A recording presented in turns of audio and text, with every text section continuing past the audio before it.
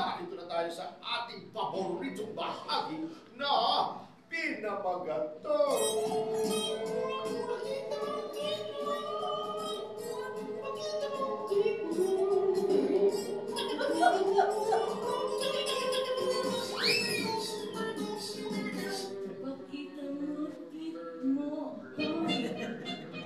Ayan ang tongue twister ni Atty. ngayon. Okay, siyempre, sisingit muna tayo. Sa kanan pa rin po na ating mga kasapay. Opo. Atty, gusto ko lang batiin ng 38th anniversary ang celebration ng 1987 Constitution sa ano po ito, Vanguard of the Philippine Constitution. Ngayon ba? Incorporated. Noong ano pa po? Noong February 2.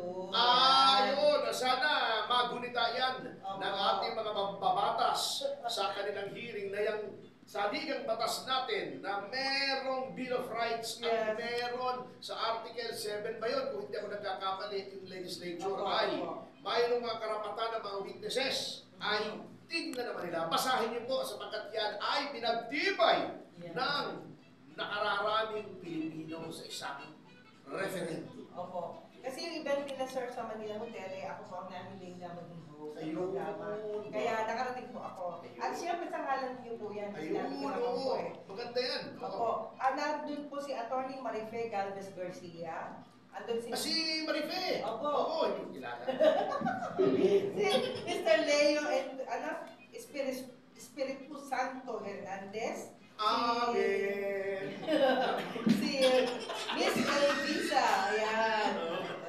Espiritu Santo sa di ba? Oo nga. Espiritu Santo. Amen. Artista ko kasi yan. Pasensya na wala. Siyempre, nandiyan din po si Atty. Elio Malyarin na siya po. Si Elio, ayan, kilala ko. Ayan, si Dean Amado Valdez. Ayan, kilala ko rin yan. Opo, yan. Buhay pa pala si Dean Valdez. Opo, kinakamusta nga po kayo. Atty. Arnold Bayubay, yan. Si Arnold Bayubay! Yan ang hindi ko kilala naman. Pero siya, ang gusto niyang ipaliwanag yung about sa sa party list law, yan. Dapat may reforma dyan. Opo. Kasi naaabuso ng iba. Hindi ko sinasabi lahat ng party list na matitino. Na talagang kumakatawan ko sa marginalized sectors. Yan. Pero meron nagiging extension ng mga dynasty, ng mga ibang politiko, political parties. Yun po ang pinagpapawal actually ni. Hindi ang intensyon ng mga na lumagda yung gumawa ng ating konstitusyon. Okay. Pero attorney, babatiin na rin sila ha, si Atty. Pete Principe. Ay, kilala mo yan. Diyan kilala ko. Siya po yung ama ng Bitay, di ba? Oo, Atty. Bitay ang tawag yan. Opo. Si Atty. Kamagana siguro ni Bitay Lacson. Di ba may politiko si Bitay Lacson? Ayan. Si Atty. Romualdo A. Din Jr. Nestor si Robby Din. Ayan, kapatid natin to, Nestor Ipuro. Marami sila kasi sa pamilya Opo. na pangalan Robby. Yes, ito si Robby Din. Robby Din. Kaya yun ang pangalan niya. Ayun, taas na yung level. At Atty. Crescencia Pedrosa, ito yung punong abala talaga. Felipe Gargo, okay? Yolando Lim, kilala niyo po to? Oo, hindi.